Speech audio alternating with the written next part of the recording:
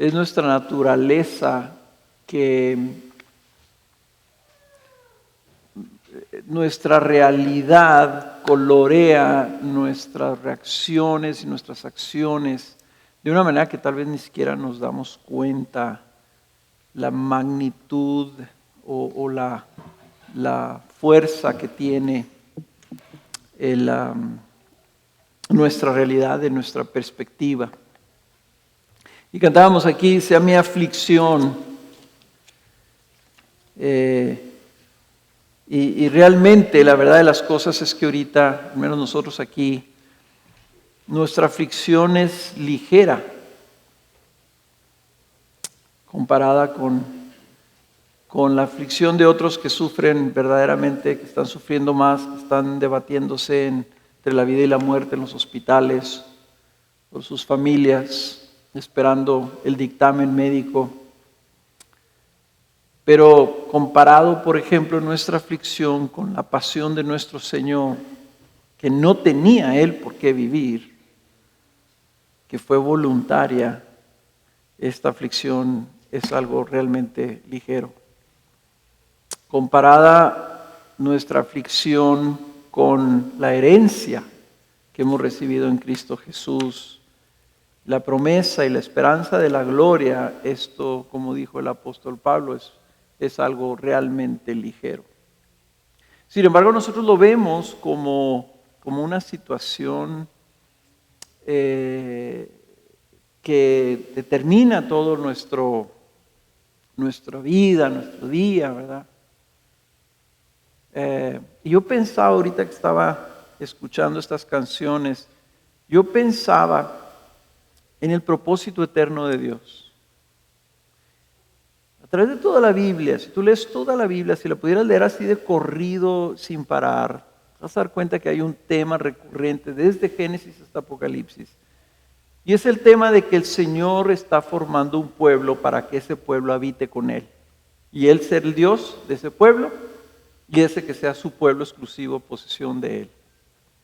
Ese es el tema de la Biblia, ese es el propósito de Dios. Por eso llamó a Israel y por eso formó a la iglesia. Porque Él quiere tener un pueblo que sea de Él y quiere que ese pueblo habite con Él. Su propósito es habitar con nosotros. Y entonces la pregunta viene, si esa es la intención, el deseo del Señor, ¿por qué nos mandó a casa?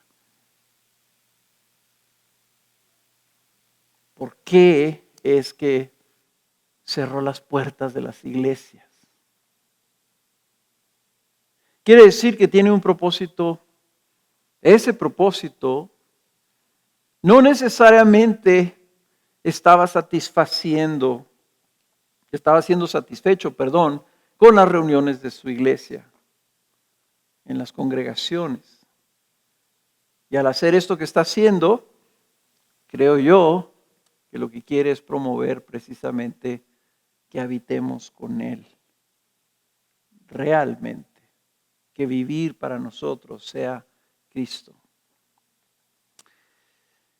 El día de hoy empezamos una serie de reuniones especiales que se van a complementar o va a complementar lo que estaremos viendo los domingos. Y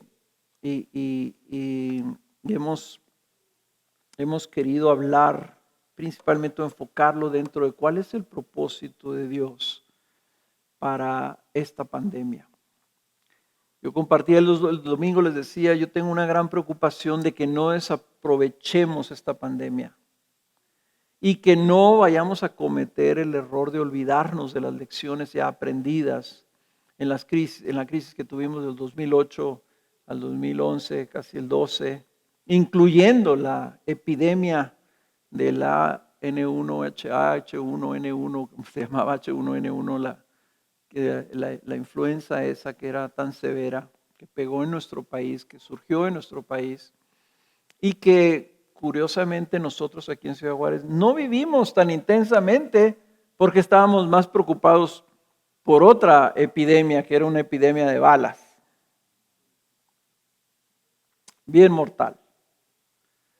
Y estábamos tan ocupados con eso que ni ni recuerdos tenemos de todo lo que sucedió con el N1H1, ¿verdad?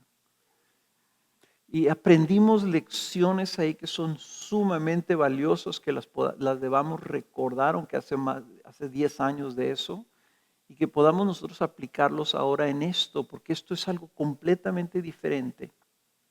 Y es algo completamente diferente porque es algo que Dios está permitiendo que venga en el mundo completo, afectando a todo el mundo, incluyendo su iglesia. Y para nosotros la pregunta, ¿verdad?, que queremos hacernos es: Señor, ¿cuál es tu propósito? ¿Qué quieres, Señor? Antes de preguntar qué quieres del mundo, preguntar qué quieres de nosotros. ¿Qué quieres de mí? Porque la tentación es que estemos haciéndonos las preguntas como están todos los medios sociales ahorita. ¿Cómo le hago para no contagiarme? Y si me contagio, ¿qué hago? ¿Y cuáles son los pasos? ¿Y cuáles son las medidas? ¿Y cuáles son los procedimientos? ¿Verdad? O las preguntas que se está haciendo todo el mundo, ¿verdad? ¿Y cuándo va a terminar esto? ¿Cuándo se va a acabar? ¿Se va a acabar en el verano? ¿Se va a acabar en diciembre? ¿Se va a acabar? ¿Qué va a pasar? ¿Y la economía? Y todas estas preguntas que probablemente nos estamos haciendo, en lugar de hacernos la principal pregunta, y la principal pregunta es: Señor, ¿y tú qué quieres? ¿Tú qué quieres? Nuestra esperanza no está en que los científicos encuentren una vacuna, o que los gobiernos encuentren una solución, o que los pueblos se hagan inmunes. Nuestra esperanza es que nosotros escuchemos correctamente lo que Dios quiere y cómo su iglesia nos dedicamos a hacer y a darle a Él lo que Él quiere. Eso es lo que tenemos que hacer. Y estar más preocupados por lo que Él quiere y cuál es su voluntad que lo que nosotros queremos. Y esto es algo verdaderamente difícil para nosotros.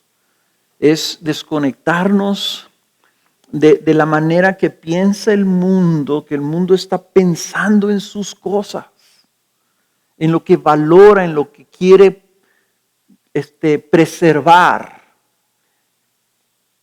Y nosotros debemos estar preocupados de una sola cosa es necesaria.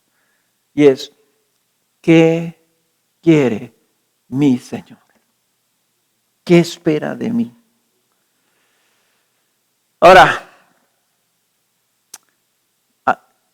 yo creo que para contestar esa pregunta tenemos primero que ver un poquito en qué Dios es el que estamos creyendo.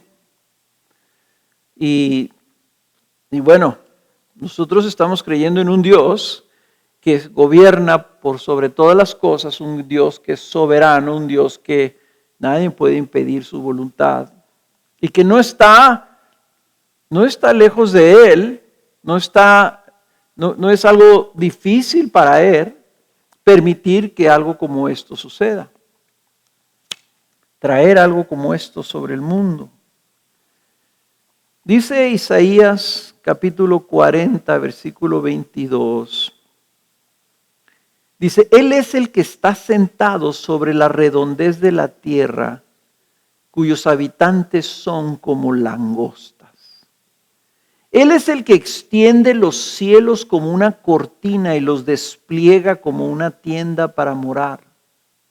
Él es el que reduce a la nada a los gobernantes y hace insignificantes a los jueces de la tierra. Apenas han sido plantados, apenas han sido sembrados, apenas han arraigado en la tierra su tallo, cuando Él sopla sobre ellos y se secan. Y la tempestad como hojarasca se los lleva. ¿A quién pues me haréis semejante para que yo sea su igual? Dice el Santo. Alzad a lo alto vuestros ojos y ved quién ha creado estos astros. El que hace salir en orden a su ejército y a todos llama por su nombre, por la grandeza de su fuerza y la fortaleza de su poder. no falta ni uno. Se nos olvida quién es el que tiene control de todas las cosas. El que por su fuerza sostiene las constelaciones, las galaxias, los billones y billones de inmensas estrellas en el universo. Ese es el que gobierna. Ese es nuestro Dios. Una pandemia para Él no es nada. Y está diciendo aquí, las vidas de los gobernantes y de los reyes y los príncipes de las naciones, dice, un soplo del Señor y son como hojarasca que se lleva el viento. Este Dios entonces es el que hace las cosas conforme a su voluntad. Salmo 135, versículo 5 dice, porque yo sé que el Señor es grande, lo acabamos de escribir ahorita, lo escribe Isaías, y que nuestro Señor está sobre todos los dioses, dioses con minúscula, dioses que se creen dioses y que no lo son verdaderamente. Y lo dice el versículo 6, todo cuanto el Señor quiere lo hace en los cielos y en la tierra, en los mares y en todos los abismos. O sea que esto no es algo que se le salió de las manos al Señor. Si el Señor no quisiera que hubiera pandemia, no habría pandemia. Él creó el mundo como es. Creó las bacterias y los viruses. La caída del hombre trajo la desviación de esas bacterias y esos viruses a que hicieran daño en lugar de hacer bien. Pero el Señor es el que tiene control de ellas. Si creemos en ese Dios todopoderoso y soberano, entonces debemos de buscar discernir y entender los sucesos del mundo a la luz de esa verdad. Si hay una pandemia mundial, ¿acaso nuestro Dios soberano no tiene un propósito divino para esa pandemia? ¿Acaso está sucediendo nomás porque sí? Y pues Dios no, pues ¿qué va a hacer el pobre? Más que esperar a que los científicos nos rescaten de esto. No, dice Isaías 46, acordaos de las cosas anteriores ya pasadas, porque yo soy Dios y no hay otro. Yo soy Dios y no hay ninguno como yo, que declaro el fin desde el principio y desde la antigüedad lo que no ha sido hecho. Yo digo, mi propósito será establecido y todo lo que quiero realizaré. Y una de las cosas que el Señor se goza en el libro de Isaías de estarle recordando a su pueblo es más, para que sepan que yo hago las cosas conforme a mi propósito, les voy a decir lo que voy a hacer, les voy a decir lo que va a pasar.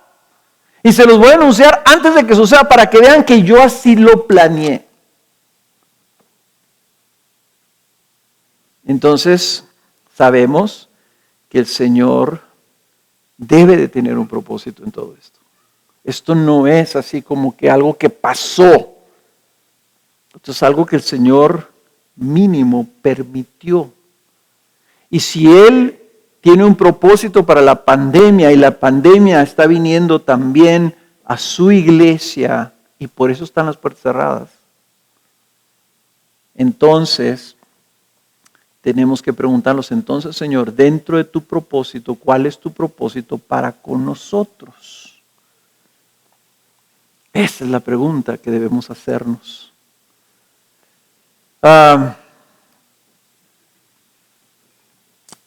Es primero a Él a quien tenemos que voltear. Recuerden ustedes que el primer mandamiento, la ley, se reduce en 2 mandamientos. El primero de ellos y el más importante es amarás al Señor tu Dios con todo tu corazón, con toda tu mente, con todas tus fuerzas, con todo lo que tú tengas, con todo. El Señor nos manda una cosa muy sencilla. Yo lo que quiero es que me amen. Y el segundo mandamiento, dice, es parecido a ese, más sencillo, y que amen a su prójimo como se aman ustedes a sí mismos.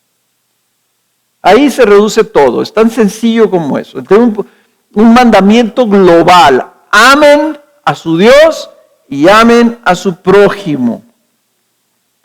Entonces, esto nos indica que el propósito de Dios no empieza en que nosotros busquemos nuestro bienestar. No empieza en que nosotros estemos buscando sobrevivir o pasarla bien. El propósito de Dios no es que entonces nosotros, si vamos a estar aislados en nuestras casas, la pasemos bien aislados en nuestra casa. El propósito de Dios no es que nosotros, puesto que no nos podemos reunir, entonces mandemos el servicio a tu casa para que tú puedas recibir ese beneficio. El propósito de Dios empieza en que lo amemos a Él. Entonces, si estamos en las casas, si no nos podemos reunir, ahí tenemos nosotros que estar amando a nuestro Dios primero. Y en la oración del Señor en los evangelios, cuando le pidieron sus discípulos que les enseñara a orar, el Señor les dijo: Padre nuestro que estás en los cielos, y dijo: santificado sea tu nombre, levantado y alzado sea tu nombre por sobre todas las cosas. Tú, Señor, eres santo y nosotros no lo somos. Ahí debemos de empezar, levantando y exaltando a nuestro Dios por sobre todas las cosas. Y luego dijo el Señor: venga tu reino y hágase tu voluntad. Vemos nosotros, el propósito de Dios tiene que estar en esta redirección de nuestras vidas, de nuestra atención a estar más preocupados. ¿Qué quieres tú, Señor? ¿Cómo te amo a ti, Señor?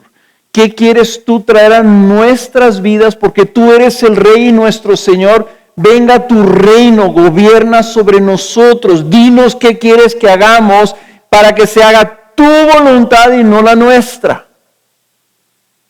Por eso es que esto debe de ser algo nos debe de estrujar el hecho que el Señor cierre las puertas de las iglesias.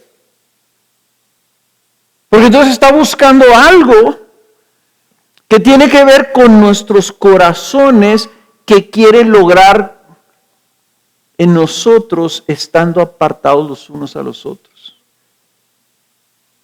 Quiere decir que no estaba encontrando ese posicionamiento y esa oración y esa búsqueda en nuestras reuniones.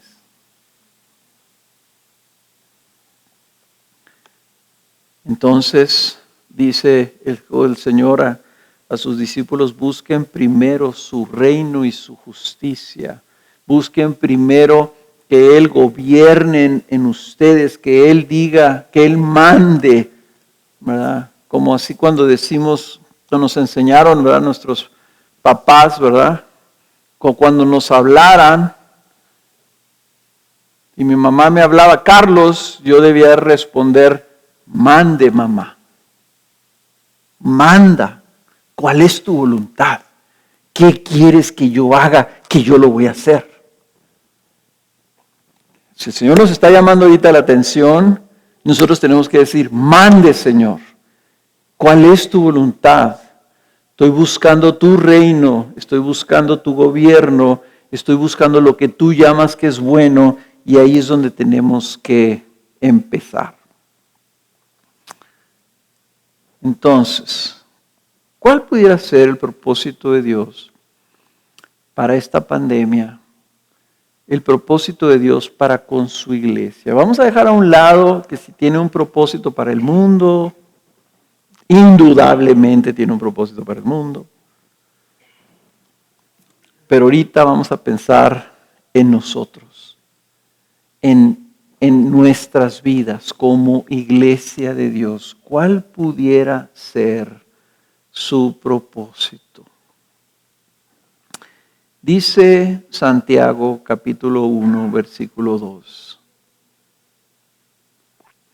tened por sumo gozo, hermanos míos, el que os halléis en diversas pruebas, sabiendo que la prueba de vuestra fe produce paciencia, y que la paciencia ha de tener su perfecto resultado para que seáis perfectos y completos sin que os falte nada.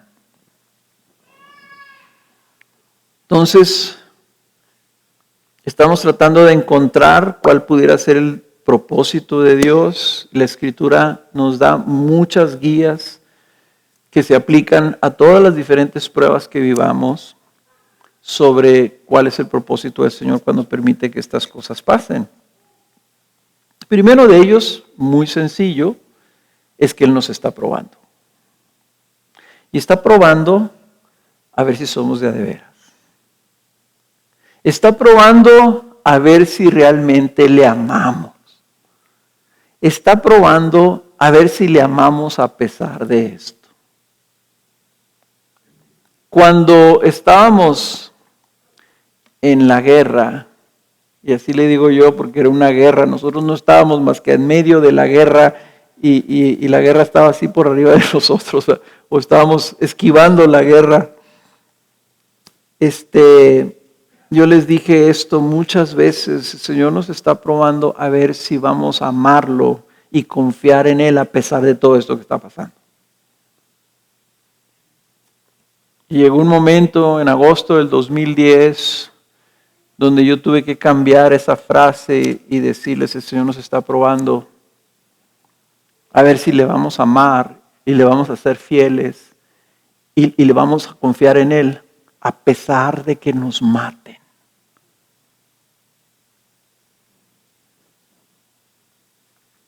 Fue una prueba dura ver a nuestros hermanos sufrir, más dura ver a uno de nuestros hermanos morir. Creo que aprendimos que debíamos nosotros amar al Señor y confiar en Él y esperar en Él a pesar de todas estas cosas. Aquí la pregunta es si nosotros nos enfriamos en nuestro amor. Si nosotros nos enfriamos en esa firmeza, a punto que pasaron 10 años y ahora el Señor ha permitido que venga otra prueba para recordarnos lo mismo. Aquí Santiago dice que la prueba, el objetivo de la prueba es que produce paciencia. Esa palabra paciencia es una palabra que nosotros cuando decimos paciencia es como cuando estás en el dentista y te están perforando un diente, ¿verdad? Y tú ya quieres que eso se acabe y tú dices: tengo que tener paciencia, al cabo esto se va a acabar pronto, tengo que tener paciencia, como que es el aguantar.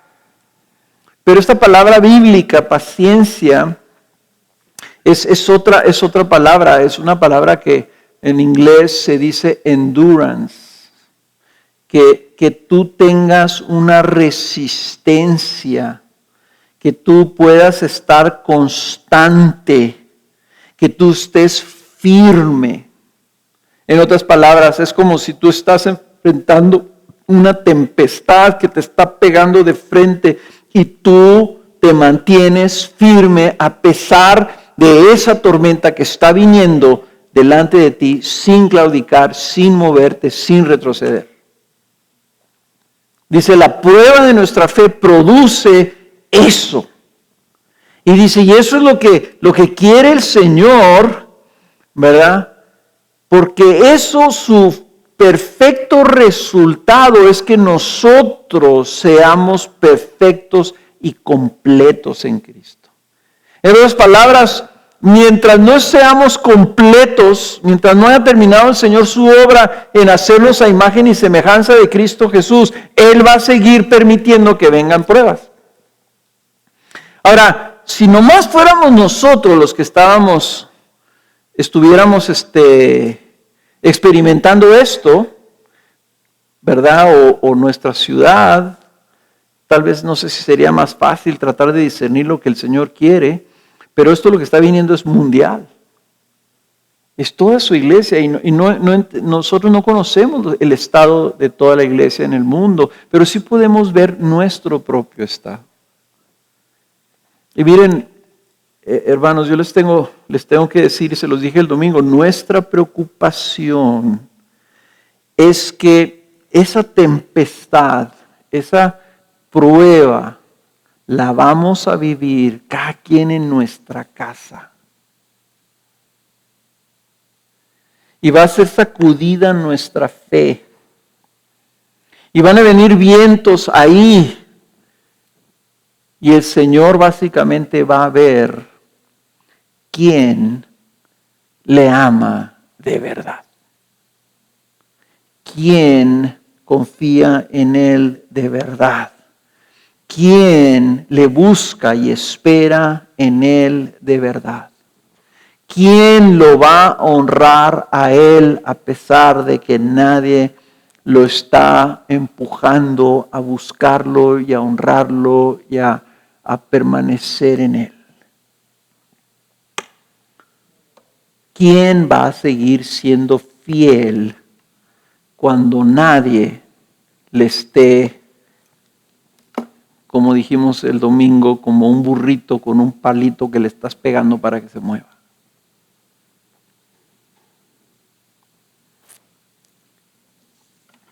Esta prueba es algo que el Señor busca, es algo que el Señor quiere en nosotros. Al apóstol Pedro le dijo, en lo cual dice, os regocijáis grandemente, el capítulo 1 de Primera de Pedro, versículo 6, dice, al cual os regocijáis grandemente, aunque ahora por un poco de tiempo, si es necesario, seáis afligidos con diversas pruebas, para que la prueba de vuestra fe, de nuevo, más preciosa que el oro que perece, aunque probado por fuego, sea hallada que resulte en alabanza, gloria y honor en la revelación de Jesucristo. Dice que nuestra fe, nosotros lo único que le podemos dar a Cristo es nuestra fe. Nuestra entera dedicación, nuestra entera confianza, nuestra entera disposición de seguirlo y de obedecerlo. Nuestra entrega hacia Él. Nuestra vida de tal forma que para nosotros vivir sea Él. Eso es lo que para Él es precioso como el oro. Eso es lo que Él valora en nuestras vidas. Y dice, pero si es necesaria, si Él ve que esa fe pues es de oro, pero tiene impurezas, entonces Él la va a meter en el fuego. Tan preciosa es para el Señor que está dispuesto a meternos en el fuego. Y no sé, ¿verdad? El cuántos vayan a ver esto y vayan a pensar, pues yo voy a estar en un verdadero fuego. Porque voy a estar solo, porque me voy a sentir solo, porque no me puedo reunir con mis hermanos, porque no puedo reunirme a alabar a Dios, porque no estoy escuchando la palabra de Dios en vivo. Y la verdad de las cosas es que sí, esto, me escuché a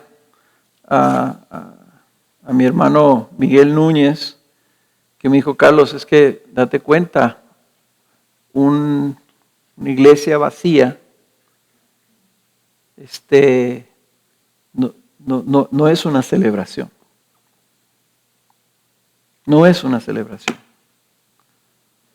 Ahorita hay un debate en los medios sociales sobre si se puede tener la cena del Señor por vía internet. Bueno, nosotros tuvimos la cena del Señor el domingo porque yo no creo que puedas tener la cena del Señor vía internet.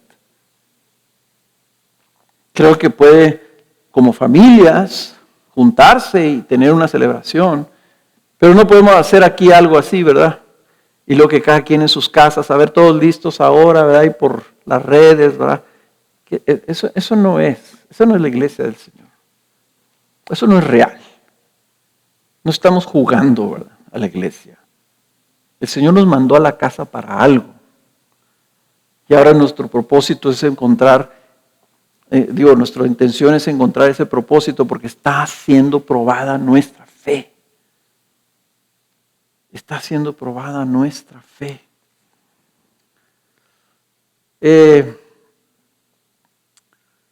Quiero terminar con algo que vamos a estar viendo durante estas próximas semanas, que me llamó la atención pensando en encontrar el propósito de Dios. Y yo sé que algunos que son muy inteligentes, son muy listos, dijeron, nunca podemos entender nosotros todos los misterios de los propósitos de Dios. Y es verdad. Isaías 55 dice, porque mis pensamientos no son vuestros pensamientos, ni vuestros caminos mis caminos, declara el Señor. Porque como los cielos son más altos que la tierra, así mis caminos son más altos que vuestros caminos y mis pensamientos más que vuestros pensamientos. Porque como descienden de los cielos la lluvia y la nieve y no vuelven allá, sino que riegan la tierra, haciéndola producir y germinar, dando semilla al sembrador y pan al que come, así será mi palabra que sale de mi boca, no volverá a mí vacía, sin haber realizado lo que deseo y logrado el propósito para el cual la envié. Él decretó algo y se va a cumplir. Y nosotros queriendo entender los propósitos de Dios, pues van a tener que ser, pues en términos generales, ¿verdad? Sabemos que lo que quiere es que nuestra fe sea firme, sea completa, sea plena en Él. Pero lo interesante de este pasaje en el capítulo 55 no está hablando nomás del concepto de que el Señor tiene propósitos que son demasiado elevados para nosotros. Si ustedes leen los versículos anteriores, los dos versículos anteriores, en el versículo 6, versículo 7, el Señor les dice esto a su pueblo: buscad al Señor mientras puede ser hallado, llamadle en tanto que está cerca, abandone el impío su camino y el hombre inicuo sus pensamientos y vuélvase al Señor, que tendrá de él compasión, al Dios nuestro que será amplio en perdonar. Si le siguen, seguiría entonces, porque mis pensamientos no son sus pensamientos. O sea, el Señor está diciéndole a su pueblo, ustedes necesitan volverse a mí. Ustedes lo que tienen que estar preocupándose es de tener sus ojos puestos en mí y caminar en dirección hacia mí. Volverse a mí y dejar atrás sus malas obras y sus caminos inicuos, ¿verdad?, impíos, y sus pensamientos que no van conforme a mi voluntad. Ustedes preocúpense de tener sus ojos puestos en mí. Y entonces, dejen, mis propósitos se van a cumplir. La verdad de las cosas es que no es tan difícil encontrar en dónde va a estar el propósito de Dios. Él tendrá propósitos específicos para Ciudad Juárez o para la iglesia en México y para nosotros en particular y para cada uno de nosotros en lo individual. Pero les puedo asegurar que dentro de esos propósitos va a ser la prueba de nuestra fe. Nuestra fe, a ver si nosotros estamos firmes en Cristo, o a ver si vamos a retroceder, o si vamos a claudicar, o si vamos a abandonar, o si nos vamos a aflojar, o si vamos a presionar hacia Él, a buscarlo a Él como nunca antes, a permanecer en Él, si nuestra fe nos va a llevar a decir, Señor, tú eres mi vida. Pero no es el decir, yo voy a tener fe en Dios, sin estar viendo también nuestra vida, a ver si realmente estamos caminando como Él quiere que caminemos.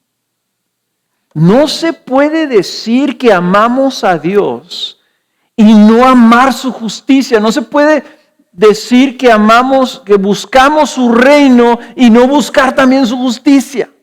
No se puede decir que tenemos a un Dios, a un gran rey, pero no estamos buscando hacer su voluntad.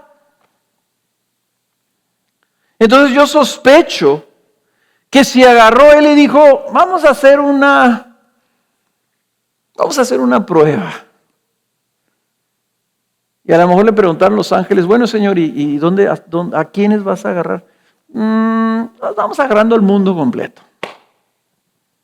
Y vamos agarrando a toda la iglesia. Y vamos llamándolos a todos a que pongan sus ojos en mí.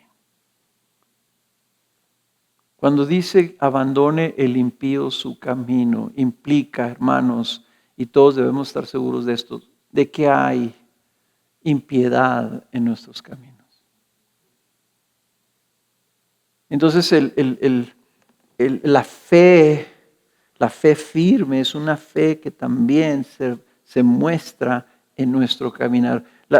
Cuando Santiago habló de las diversas pruebas, está el comienzo de su carta donde él desarrolla toda esta doctrina de que una fe que no se ve con una vida de piedad y de obediencia al Señor no es verdaderamente una fe. Entonces va de la mano. El que prueba nuestra fe, pero también está probando si nuestros corazones son íntegros. Si estamos siendo arrogantes con Él, si realmente le estamos dando lo que nos sobra, si realmente le estamos sirviendo con todo nuestro corazón, si realmente le amamos. Si estamos tolerando el pecado en nuestras vidas, si amamos demasiado al mundo.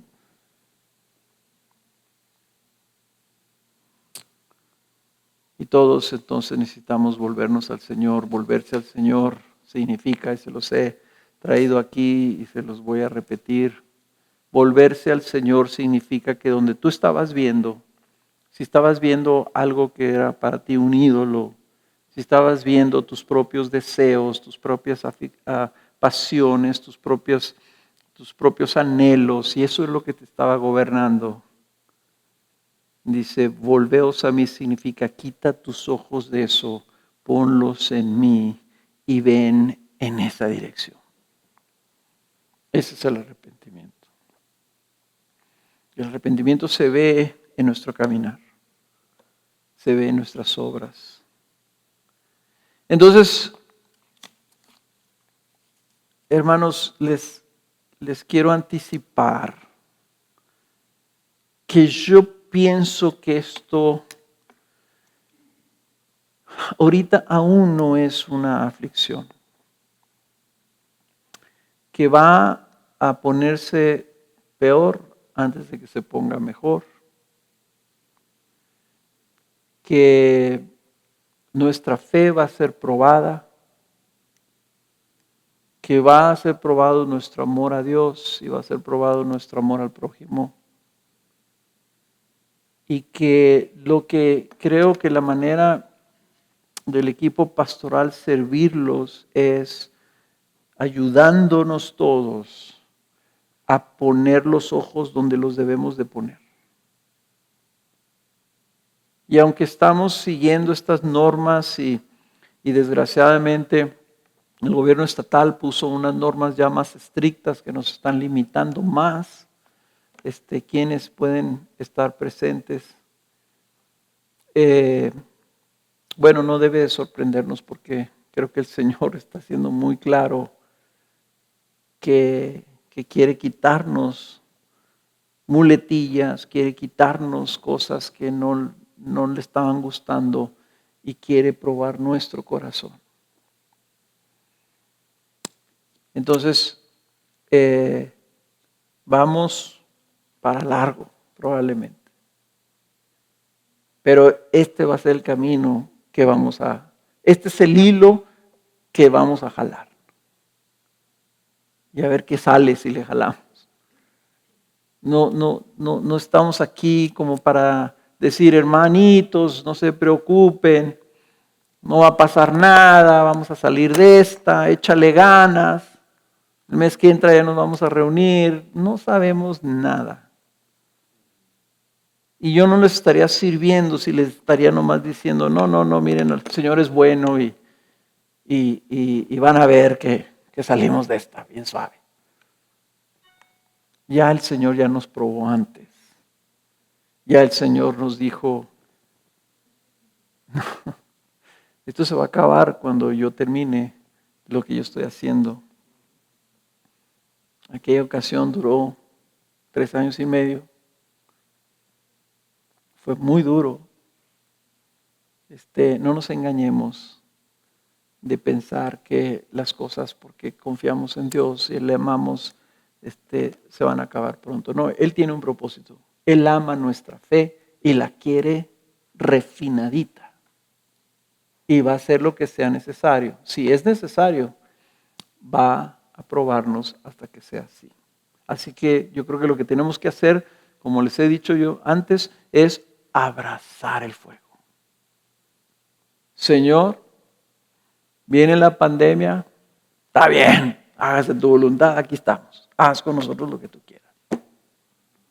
¿Cómo quieres que respondamos? Y eso es lo que vamos a hacer.